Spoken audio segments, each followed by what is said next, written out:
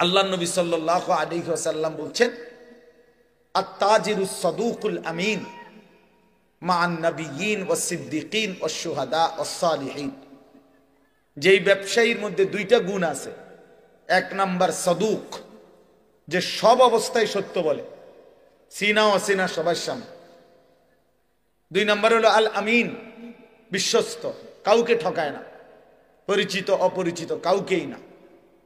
তা আল্লাহ নবী সাল্লাল্লাহু আলাইহি সাল্লাম বলেন, এই দুই গুণের অধিকারী, সর্বদাই সত্য বলে, সর্বদাই বিশ্বস্ত, এই দুই গুণ যেই ব্যবসায়ীর মধ্যে থাকবে, আল্লাহ তাআলা তাকে নবী, সিদ্দিক, শহীদ, আউলিয়াদের সাথে হাসরের ময়দানে উঠাবে। হাসরের ময়দানে উঠাবে। তাহলে এটা বোঝা গেল হালাল ব্যবসা এবং সৎ আমানতদার ব্যবসায়ী অনেক দাম, অনেক দাম।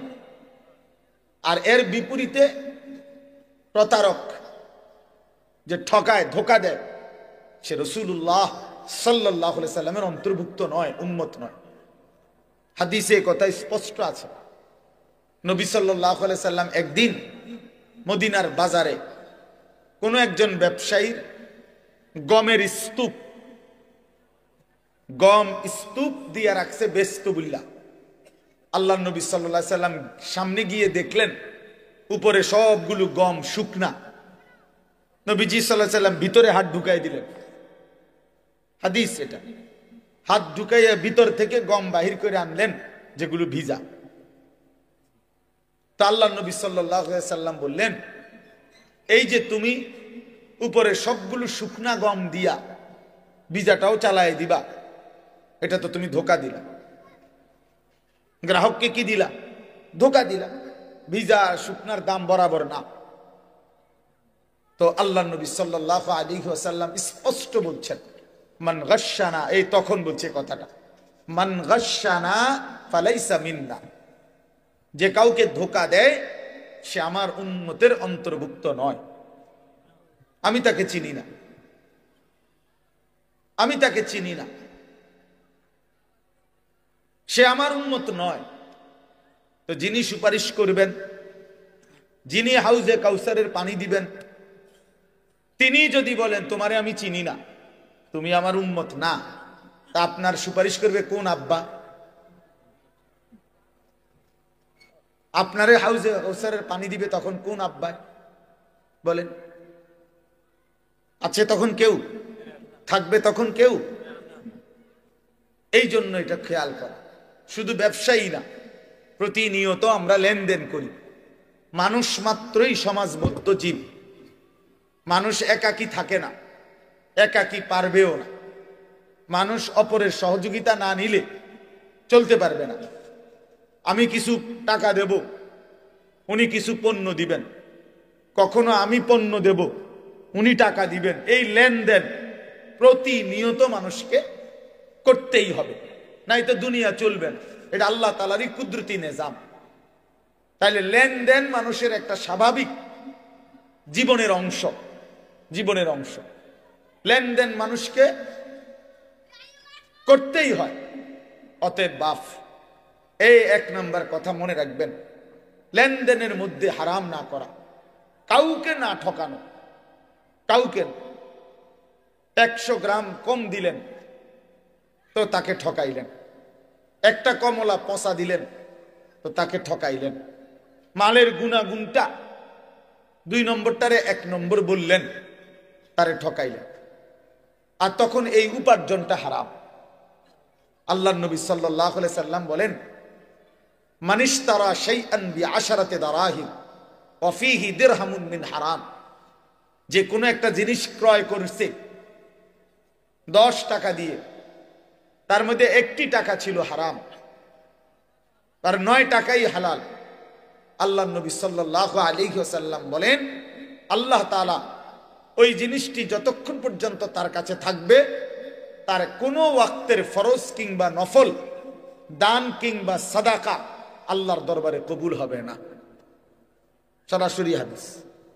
ওই ভাই এই লাইট এটা সরা, এটা ফালতু কথা, এটা ঘুরে বয়ে এই জন্য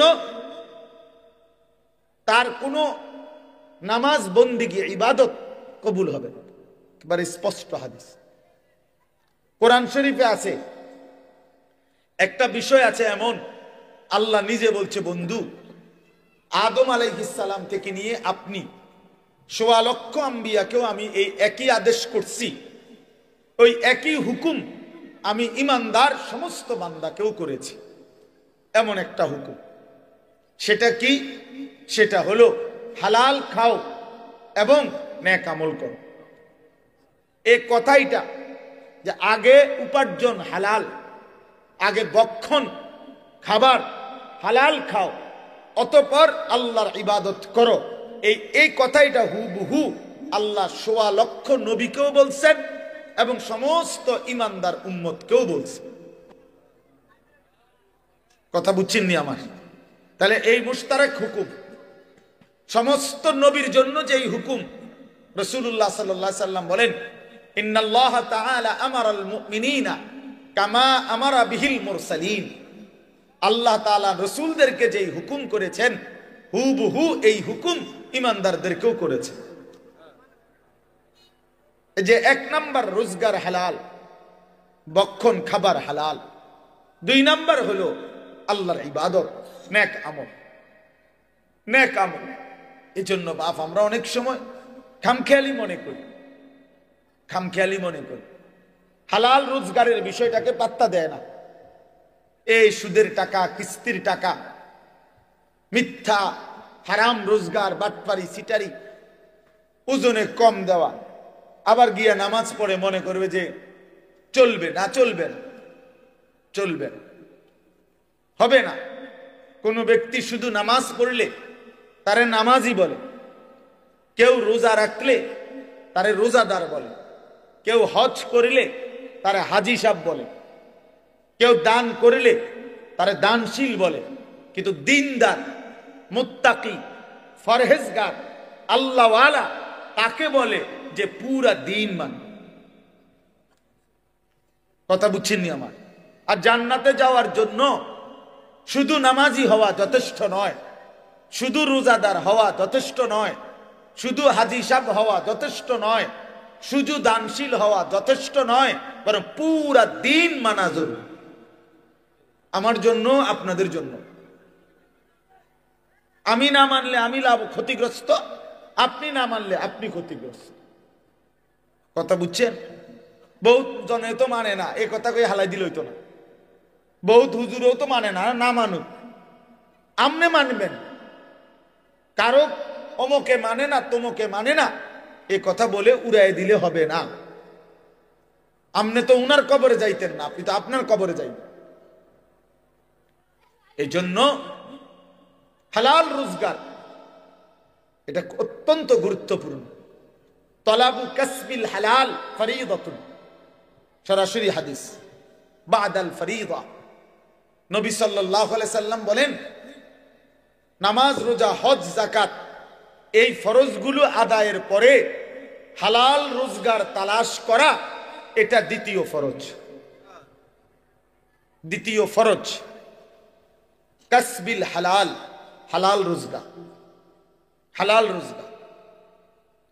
রাসূলুল্লাহ সাল্লাল্লাহু আলাইহি সাল্লামের জামানায় এক ব্যক্তি কাবা ঘর ধরে, কাবার গিলাফ ধরে বহু দূর থেকে সফর করে বালু সালু নিয়া কাবার গিলাফ ধরে আল্লাহর কাছে 2 হাত তুলে দোয়া করতেছিল বিভিন্ন কিছু, ইয়া রব্বি, ইয়া রব, ইয়া রব, আল্লাহ আমার এই দরকার, এই দরকার, এই দরকার। তিরমিজি শরীফের হাদিসের মধ্যে আছে, আল্লাহ নবী সাল্লাল্লাহু আলাইহি সাল্লাম সাহাবীদেরকে বললেন, দেখো তো, মাতামুহু হারাম, মাশরাবুহু হারাম, গুজিয়া বিল হারাম, ফাআন্না ইউস্তাজাবু লা। এই যে লোকটা, সে যা খেয়েছে হারাম, সে যা পান করছে তাও হারাম, তার শরীরের গোস্ত রক্তগুলো যা হয়েছে তাও হারাম, ফাআন্না ইউস্তাজাবু লাহু, তাহলে কিভাবে তার দোয়া কবুল হবে? যদিও সে কাবার গিলাফ ধরে রাখছে, যদিও সে আল্লাহর ঘরের সামনে। তো রাসূলুল্লাহ সাল্লাল্লাহু আলাইহি সাল্লাম যদি বলেন হারাম খোরের দোয়া কবুল হয় না, তা আপনি গাছ জোরে নি দোয়া কবুল করাবেন? কথা বলেন না? ইমাম সাহেব রেটে 100 দিলে ইমাম সাহেব দোয়া কবুল করাইয়া এরপরে বেহেশতে জমা দিয়ে আইব না? কি বেহেশত এই মৌলানা রুহুল আমিন, মৌলানা অমুকের, আবু হানিফ, আনিসুর রহমান হেগো বাপের সম্পত্তি? হ্যাঁ, কথা বলেন না কেন? বেহেশত কি ইমাম সাহেবের বাপের সম্পত্তি? তো ইমাম সাহেব কি টেন্ডার নিয়ে আসছে বেহেশত? যে আমি দূরে টেন্ডার লইছি 10 শতকের। তো কি ভাবছেন? আপনার সমস্ত জিন্দিগির পুরা নাফরমানি ইমাম সাহেব 100 দিয়ে মিলাই দিব, এত খামখেয়ালি ভাবলেন? সারা জিন্দিগির সমস্ত হারাম উপার্জন 200 টাকা দিয়া ইমাম সাহেব সাফ করায় নিব, এটা কি আসলে? এতটা মামুলি কিভাবে ভাবলেন? এতটা খামখেয়ালি কিভাবে মনে করলেন? এত এব আল্লাহর নবী সাল্লাল্লাহু আলাইহি ওয়াসাল্লাম বলছেন, লা ইয়াদখুলুল জান্নাতা জাসাদুন গুযিয়া বিল হারাম। ওই দেহ জান্নাতে প্রবেশ করবে না যে দেহের গোশত মাংস রক্ত হয়েছে হারামের দ্বারা। আল্লাহর কসম, এটা হাদিস, নবী সাল্লাল্লাহু আলাইহি সাল্লাম বলছেন। আমি নিজে হাদিসের ব্যাখ্যার মধ্যে পড়ছি, আহা বদনসিব ওই ব্যক্তি যে ব্যক্তি তার গোটা ফ্যামিলিকে, বউ বাচ্চাগুলোকে হারাম টাকা খাওয়াইছে, তার এই হারাম রোজগার দিয়েই সবাই খাওয়াইছে, পড়াইছে।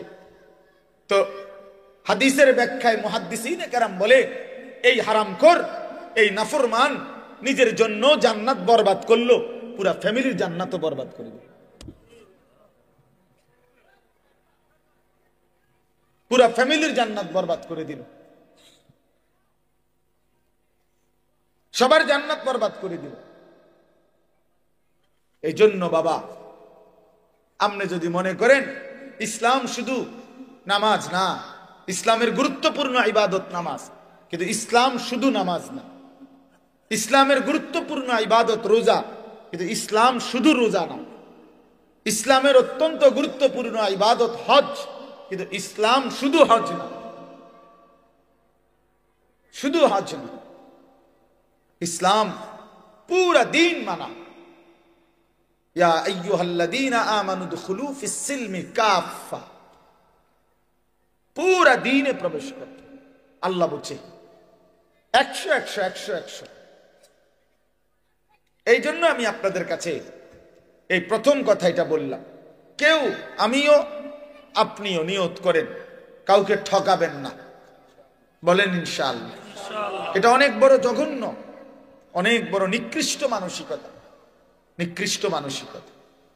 এবার আসেন এই আয়াতের এই শব্দের আরেকটু ব্যাখ্যা, সেটা হলো তাতফিফ, মানে বান্দার হক আল্লাহর হক কোনো কিছুতেই কমতি না করা, ঘাটতি না করা, এটা তাফসীর আছে।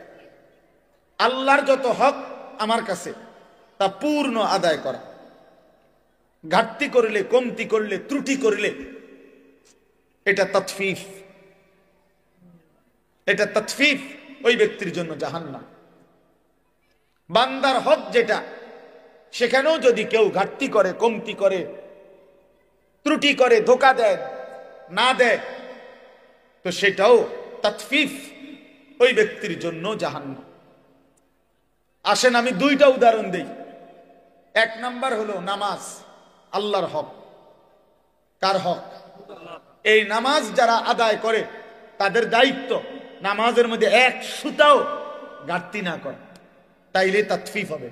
হাদিসে আছে রুকু, সেজদা, ওযু, নামাজের নিয়ত, সানা, সূরা ফাতিহা, কোরআন শরীফের সূরা,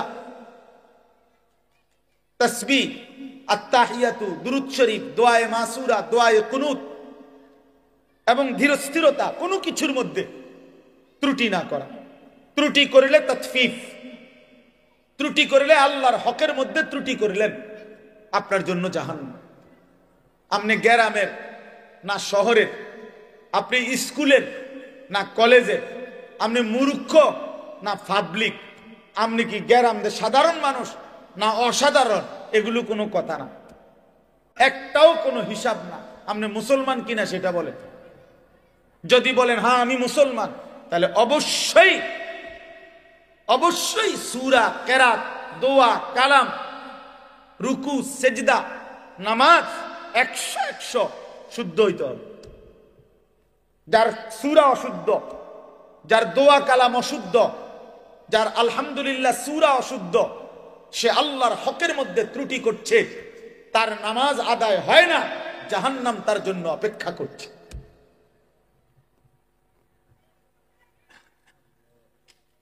আপনি স্কুলে পড়ছেন না কলেজে পড়ছেন, আপনি বুঝেন, এটা আমার বুঝার বিষয় না।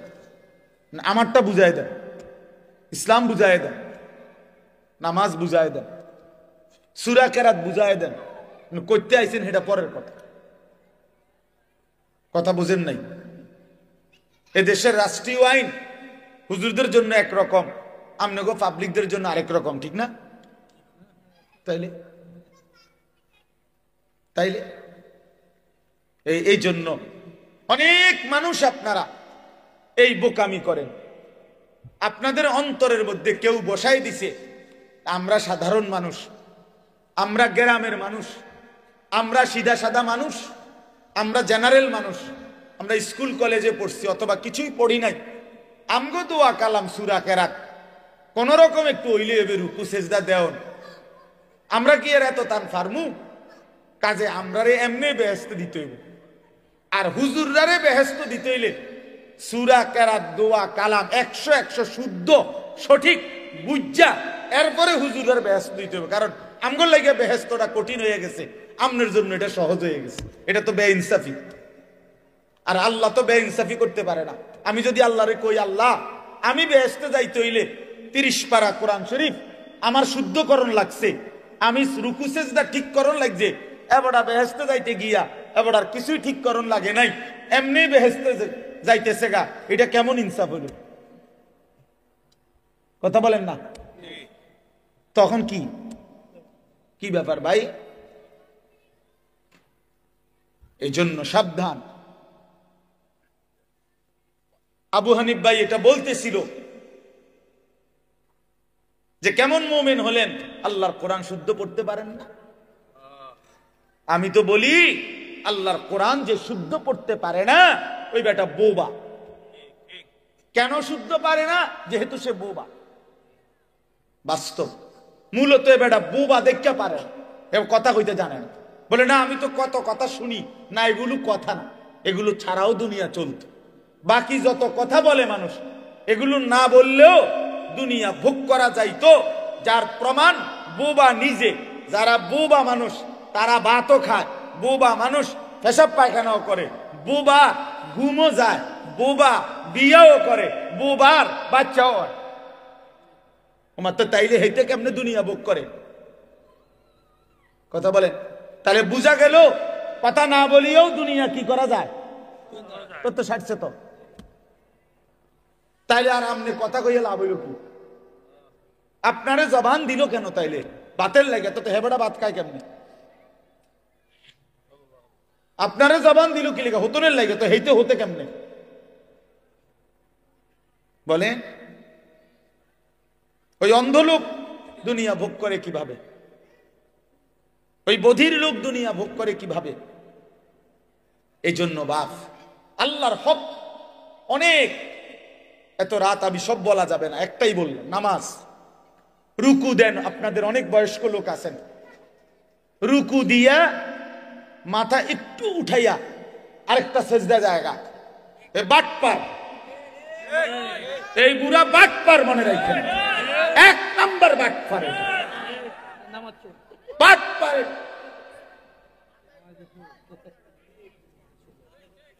সোজা বাটপার এটা পুরা মিয়া সাদওয়ানে হাবড়ার কুদুনে ঠেলা কথা কম যায় না কারো এনাই হাবড়ার কুয়ানি ধরে মসজিদ আইয়া সা দোকানে আমরা কুইতা ওড়ে, লাফায়া ওড়ে, আরো 10 জনে থামাই তারে না বুড়ারে। আও আল্লাহ দোয়াই আপনি কত থামেন? আরে রাত বেড়া উড়ে এলাম, বেড়া হেতে উড়ে এলাইব দোয়ানদার, হেতে টাকা পায়, হেতে উড়ে এলাই দোয়ান। চালাক ফাইজলামি চা দোকানে গিয়ে ওইখানে মাতবুরি দেখায়, নামাজের বেলা এসে সেজদে একটা দিয়ে একটু মাথা উড়াই আরটা দিয়ে একদম জাঁতা দিয়ে ধরা দরকার, এগুলার একদম সাপ দিয়ে যে মাথায় আর উড়াইও না। মাথা যখন উড়াইতে কষ্ট হয়, মাথায় আর উড়াইও না।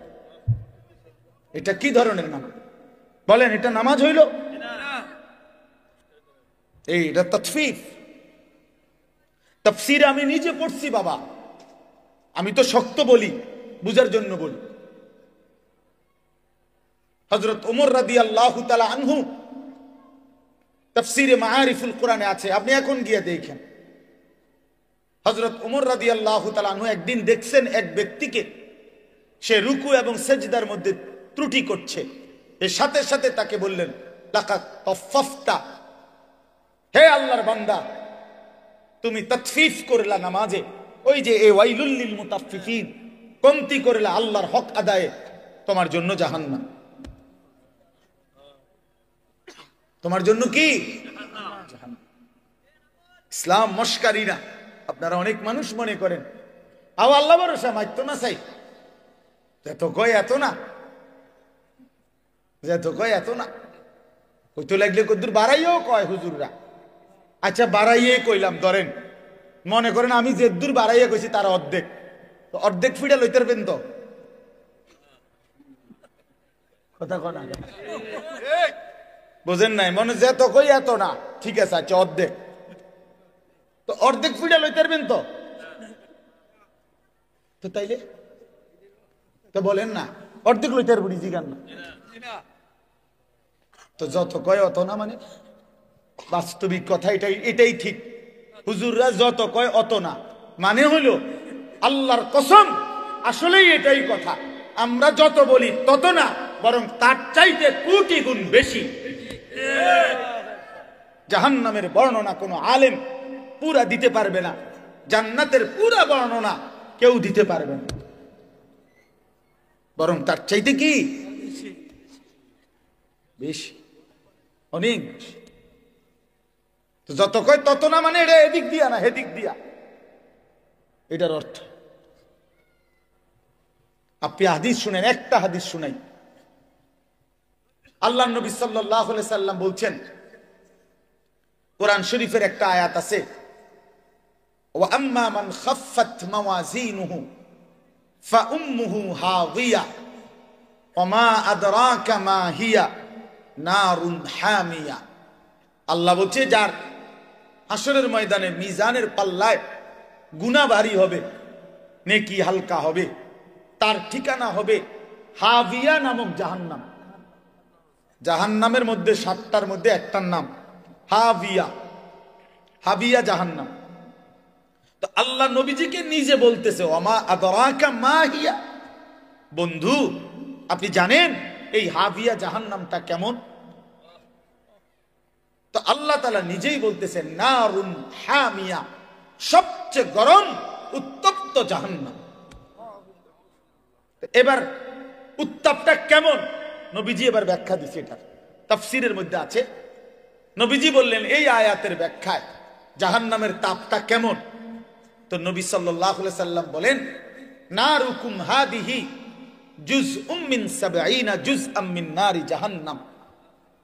হায় আল্লাহ, নবী সাল্লাল্লাহু আলাইহি সাল্লাম বলেন, উম্মত, তোমাদের দুনিয়ার আগুন জাহান্নামের আগুনের, আল্লাহর কসম বাবা, 70 ভাগের 1 ভাগ।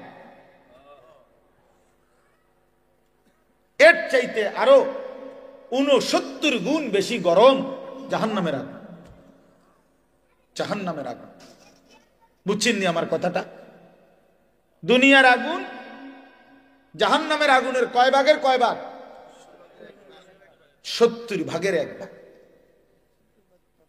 এর চাইতে 69 গুণ বেশি আরো জাহান্নামের আগুন। এরপরে শুনেন না, শুনতেছেন? হাদিসে আছে সাহাবায়ে কেরাম লাফ দিয়ে উঠছে, লাফ ফাল দিয়ে উঠছে, ফাল দিয়ে উঠা সাহাবীরা চিৎকার দিয়ে বলছে, ইয়া রাসূলুল্লাহ ওয়া ইন্না যালিকা লাকাফিয়া, হে আল্লাহর নবী, আহা কি বললেন, জ্বালাইয়া পুরাইয়া ছাই করে ফেলার জন্য দুনিয়ার আগুনটাই তো যথেষ্ট, এইটাই তো ছাই বানায় ফেলে, এইটাই তো পুরাইয়া শেষ করে ফেলে। তো নবী সাল্লাল্লাহু আলাইহি সাল্লাম বলেন, তাহলেই ভাবো এর চাইতে আরো 69 গুণ বেশি তাপ জাহান্নামের আগুন, সেটা কেমন হয়। বুঝছেননি আমার কথাটা? তো যত কই তত না, ঠিকই তো তত না, অনেক বেশি কিনা বলেন না, এই কথা এবার বুঝছেন?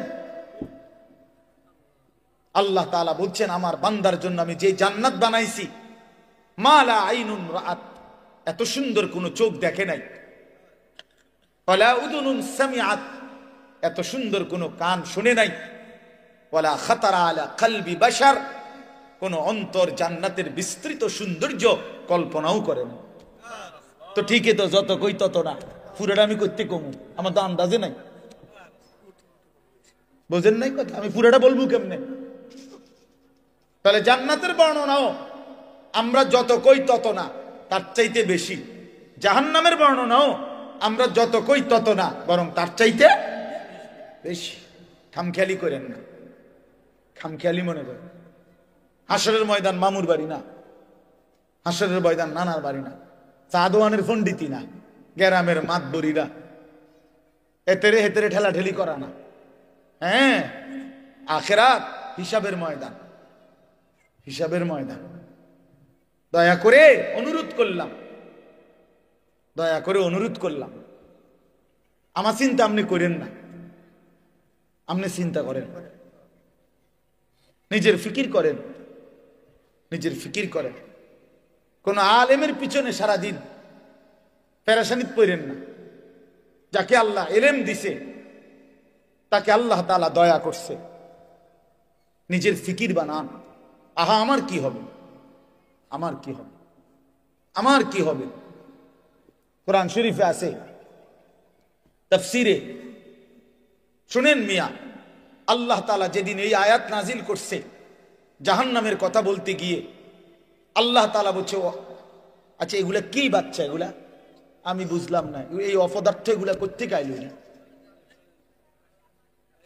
বুঝের কোন ছেলে নাই যে এই বাচ্চাগুলো থামানো যায়? আহা, মানে ওই খিচুড়ি খাওয়াইব, খিচুড়ি খাওয়াইব না, এই কিছু একটা খাওয়াইব, এই জন্য এই কাবজা। এই রাতের 3টাও যদি বাজে, ভিতরেও বসবে না, কথাও শুনবে না, বাইতো যাইত না। আফসুসের ব্যাপার। আরে ভাই, তো আল্লাহর দেওয়া মেহমানদারি, কিছু হলে তো হলোই, তো তাই বলে কি চিৎকার চেঁচামেচির কি অর্থ আছে?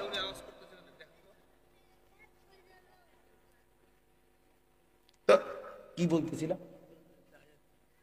হ্যাঁ, মাশাআল্লাহ, আল্লাহ তাআলা যেদিন এই আয়াত নাজিল করছে, ওয়াকুদুহান নাস ওয়াল হিজারা, আমার কথা শুনেন বাবা, আল্লাহ বলছে, হে নবী শুনেন, জাহান্নামের আগুন লাকড়ি হবে, মানুষ এবং পাথর। মানুষ ফেলবে, আগুন আরো উত্তাপ হবে, পাথর ফেলবে, আগুন আরো উতরাইবে। এই আয়াত যখন নাজিল হয়েছে, একজন সাহাবী ছিলেন বিখ্যাত, হযরত সালমান ফারসি রাদিয়াল্লাহু তাআলা আনহু, আপনারাও নাম শুনছেন। এই সাহাবী এই কথা শুনে একটা চিৎকার দিয়া কানতে কানতে বাড়ির থেকে দূরে একটা পাহাড়ের উঁচু জায়গা এক কোনায় 3 দিন একটানা শুধু নামাজ আদায় করছে, আর বাকিটা টাইম চোখের পানি ফেলে শুধু কাঁদছে, আর এই এক বাক্য বারবার বলছে, হায় জাহান্নামের আগুনের লাকড়ি হবে মানুষ, আমি যদি হই সেটা আমার কি হবে। 3 দিন পরে নবী সাল্লাল্লাহু আলাইহি সাল্লাম সাহাবীদেরকে জিজ্ঞেস করছে, সাহাবীরা আমার সালমান কোথায়, তাকে তো দেখছি না। সাহাবীরা খুঁজতে খুঁজতে তালাশ করে ওই পাহাড়ের উঁচু জায়গা থেকে ওনারে ধরে আনছে, আইনা নবীজির সামনে আইনা বলছি, ইয়া রাসূলুল্লাহ, সালমান তো সেখানে বসে কাঁদতেই আছে আর বলতেছে, হায় জাহান্নামের আগুনের লাকড়ি হবে মানুষ, আমি যদি হই আমার কি হবে। এ কথা বলে শুধু কাঁদতেছে। আল্লাহ নবী সাল্লাল্লাহু আলাইহি সাল্লাম বললেন, সালমান কি হলো? বলছি, ইয়া রাসূলুল্লাহ, এই আয়াতের ভয় আমার তো চোখের পানি বন্ধ হইতে দিচ্ছে না, আমার তো ভয় হচ্ছে, আমি তো থামতে পারতেছি না, আমি যদি জাহান্নামের লাকড়ি হই আমার কি হবে? আল্লাহর কসম, তখন নবী সাল্লাল্লাহু আলাইহি ওয়াসাল্লাম বলছে, সালমান, আমি রাসূল সাক্ষ্য দিলাম জান্নাত তোমার অপেক্ষা করছে, জান্নাত তোমার অপেক্ষা করছে, তুমি থামো। তো তিনি কান্না থামাইছেন। আপনি আমি মস্কারি মনে করেন, আপনি মস্কারি আর কি মনে করেন? বিড়ি খাইতে খাইতে কথা কয়, বিড়ি খাইতে খাইতে কথা কথা যে বলে মনে হয় যেন কোনো পাত্তাই নাই, পরোয়াই নাই। বুঝেন নাই কথা? কি মনে করছেন আখেরা, পরকাল,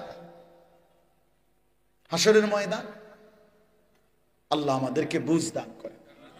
চলেন তাইলে আল্লাহর হক, আমি এক রাতে তো সব বলা যাবে না, কিন্তু এটা বুঝাইতে চাইছি, নামাজ, রুকু, সেজদা, নিয়ত, সানা, সূরা ফাতিহা, অন্য সূরা মিলানো, তাশাহুদ, দুরুদ শরীফ, দোয়ায়ে মাসুরা, দোয়ায়ে কুনুত, সবকিছু 100 সঠিক হইতে হবে, শুদ্ধ হইতে হবে, শতভাগ।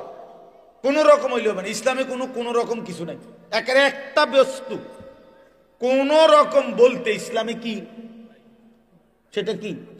কোন রকম কোনো কিছু নাই, কোন রকম হলে হবে না, কাফাতান, পূর্ণ হইতে হবে, পূর্ণ হইতে হবে, পূর্ণ হইতে হবে। এই জন্য একটা জিনিস জরুরি, যদি মনে থাকে মনে রাখবেন, যেই কোনো নেক আমল আল্লাহর কাছে কবুল হওয়ার জন্য দুই জিনিস বাধ্যতামূলক, জরুরি, লাজেম। এক, ওই আমলটি বিশুদ্ধ হওয়া, নবী সাল্লাল্লাহু আলাইহি সাল্লামের হুবহু তরিকা মতো হওয়া, এটাই বিশুদ্ধতার মাপকাঠি। আর 2 নাম্বার, আল্লাহর জন্য হওয়া। প্রথম হলো নবী সাল্লাল্লাহু আলাইহি সাল্লামের শতভাগ তরিকা মতো হওয়া, 2 নাম্বার আল্লাহর জন্য হওয়া। তাহলে সেটা আসমানে পৌঁছবে, আল্লাহর কাছে কবুল হবে। এজন্য নামাজ তো পড়লেন আল্লাহর জন্যই, কিন্তু পড়লেন তো ভুল, অশুদ্ধ, তো হবে না, লাভ হবে না। পড়লেন তো শুদ্ধ, কিন্তু মানুষের দেখানোর লাগিয়া, আল্লাহর জন্য না, তাইলেও হবে না। দুইটা একসাথে হইতে হবে, বিশুদ্ধ হওয়া, আল্লাহর জন্য হওয়া। কোন কি কইছি? কোন আল্লাহর জন্য বিশুদ্ধ হওয়া, আল্লাহর জন্য। বিশুদ্ধ হবে কিভাবে? রাসূলুল্লাহ সাল্লাল্লাহু আলাইহি সাল্লামের হুবহু তরিকা মতো, তরিকা মতো। এই জন্য আপনাদের কাছে অনুরোধ, এই আয়াত সূরা থেকে আমি বললাম তাতফিফ, এটা গুরুত্বপূর্ণ বিষয়। হয় ইমাম মালিক রাহমাতুল্লাহ আলাইহি বলছেন, লিকুল্লি শাইইন ওয়াফাউন ওয়া তাতফিফুন, প্রত্যেক বিষয়ের একটা আছে পূর্ণ আর একটা আছে ঘাটতি, কমতি। ইসলামের মধ্যে কোনো আমল যেন ঘাটতি না হয়, পূর্ণ হইতে হবে, পূর্ণ হইতে হবে। আল্লাহ আমাদেরকে তৌফিক দান করেন। দ্বিতীয় কথা হইল বান্দার হক, এটার মধ্যেও কমতি না করা, ঘাটতি না করা।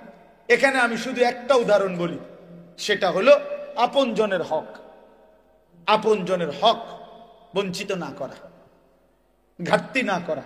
তাইলে ওই লোক জালেম, ওই লোকের জন্য জাহান্নাম। যারা আপন বোনের সম্পদ দেন নাই, আপনার জন্য জাহান্নাম।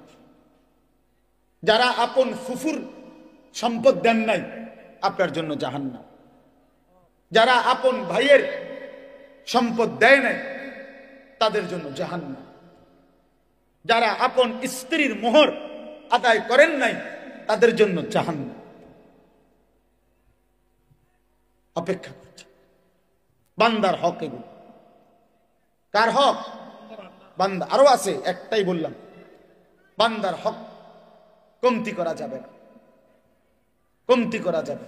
আপন বোন বাবার মৃত্যুর পরে ঠিক যা পায় তা পুরো দিতে হবে, শরীয়ত যেভাবে বলছে।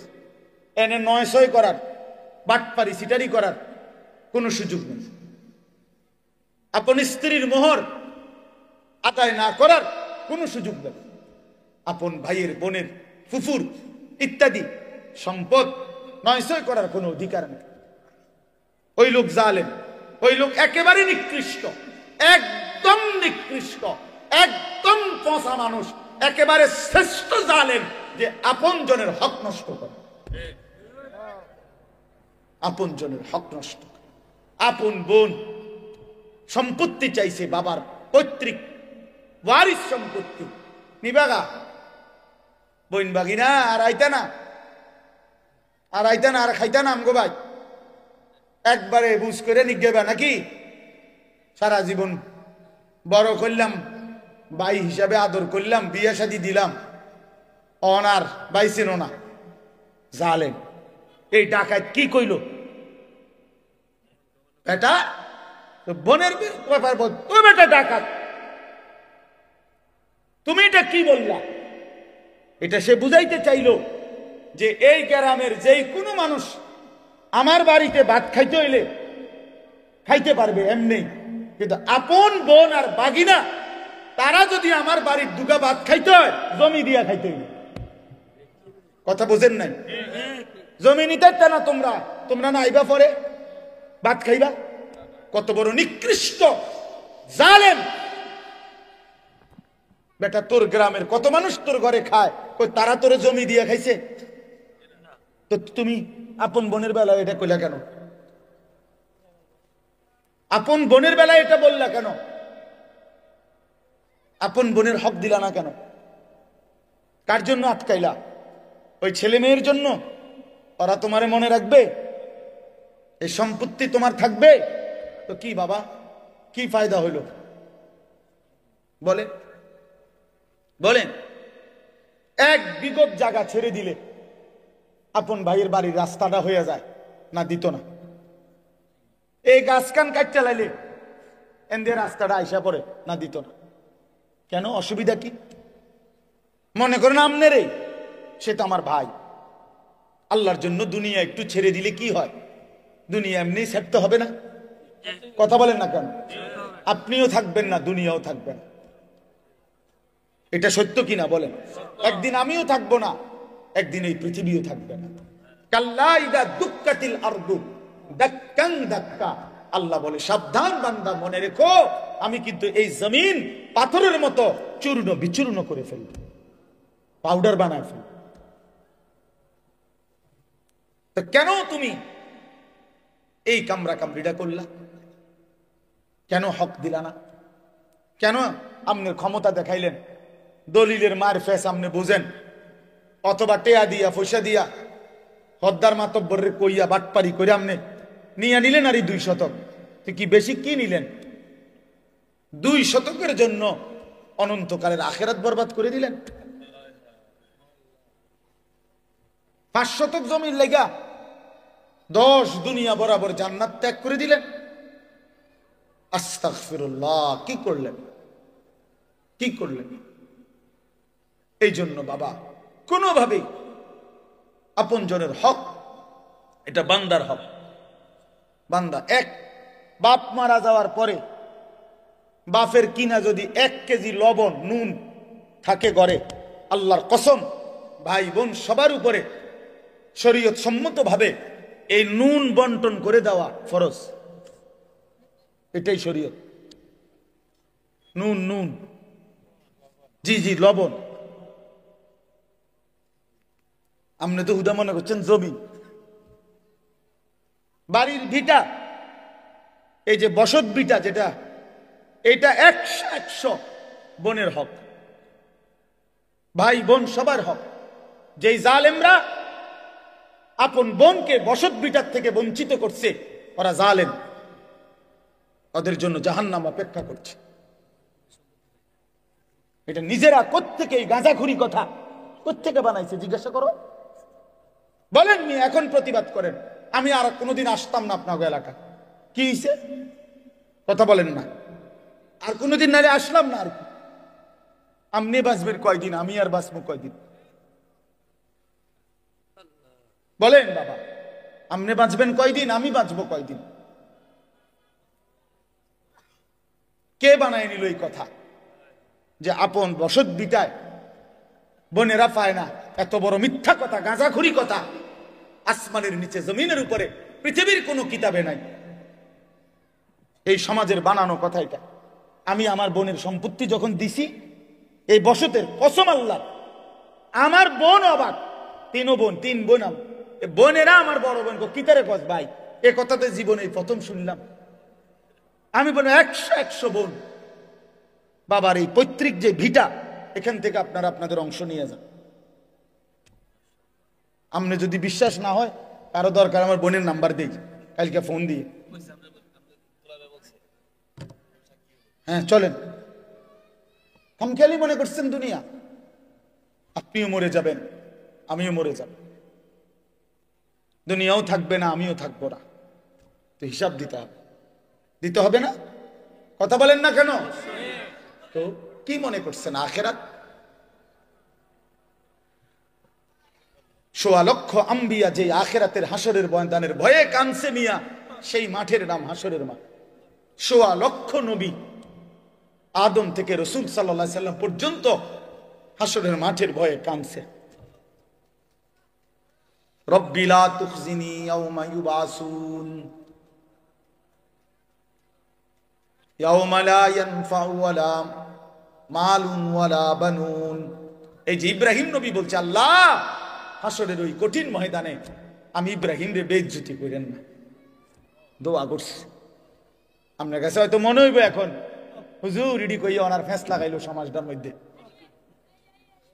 হ্যাঁ, আমি এক জায়গায় বিয়ার সুন্নত তরিকা বলছি, আর হুজুর অনিডি নতুন করে কইয়া ফেস লাগাইন। রাসূলুল্লাহ সাল্লাল্লাহু আলাইহি সাল্লামের সুন্নাত বিবাহ কিভাবে হবে এটা আমি বলাতে বললো যে এটা ফেস লাগাইন না, কথা কইেন না, যেমনি চলছে এমনি চলতে দেন। যে বেটা বলছে বেটার এখানে টাই পরা, স্যুট পরা, পরে আমি বললাম আঙ্কেল অবশ্যই আমি ফেস লাগানো ঠিক হবে না, এই জন্য আমি দয়া করে বিয়েটা পড়াইলাম না, আমনে মেহেরবানি করে বিয়েটা পড়ান। বাবুরে আমি দুগা ভাত খাইতাম আইছি, ভাত আল্লাহর রহমতে খাইছি, খানা শেষ হয়ে গেছে, আমি যাই। এইবার হুজুর আমরা কি আর এটি পারি? তা আমি এতক্ষণ পণ্ডিতি করলেন কেন বেটা ফাজিল? কথা বলেন, আমনে না কইলেন, আমি আমারটা কইলে ফেস লাগবো সমাজে, তো আমনেরটা করেন, আমনে বিয়ে পড়ো, আমার সমস্যা কি? আমি তো ভাত খাইছি, দইও খাইয়া লাইছি, আমার বুঝ হইয়া গেছে, আমি যে খানার বুঝ পাইছি তো সারছে তো। হ্যাঁ, এই জন্য বাবা আমি হয়তো একটু শক্ত বলে ফেললাম আর কি, কিন্তু মনে কষ্ট নিয়েন না, আপনি বরঞ্চ ভাবতে শিখেন, বিষয়টাকে পজিটিভ দেখেন, ইতিবাচক দেখেন যে আহা আসলে তাহলে আমার কি করা উচিত, ঠিক কিনা বলেন না কেন? 5 শতক জমি কমে গেলে জিফুত মরতো না, আখেরাত বাইচা যাবে। 10 শতক জমি কম পাইলে সন্তান মরবে না। আমরা 5 ভাইয়ের জন্য আমার বাবা কোনো ঘর করে দিয়ে যায় নাই। 2008 সালে আমার আব্বা ইন্তেকাল করছে, 2009 সালে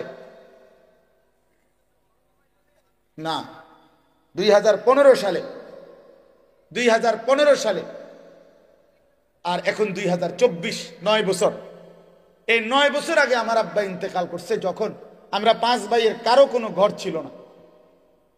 কিন্তু এই 9 বছরের ব্যবধানে বাবার ইন্তেকালের পরে আমরা 5 ভাইয়েরই আলাদা আলাদা জমি কিনা বিল্ডিং আছে, আলহামদুলিল্লাহ। তাহলে বাফ করে দিয়ে যায় নাই বলে সন্তান করতে পারবে না, এটা কোনো কথা না।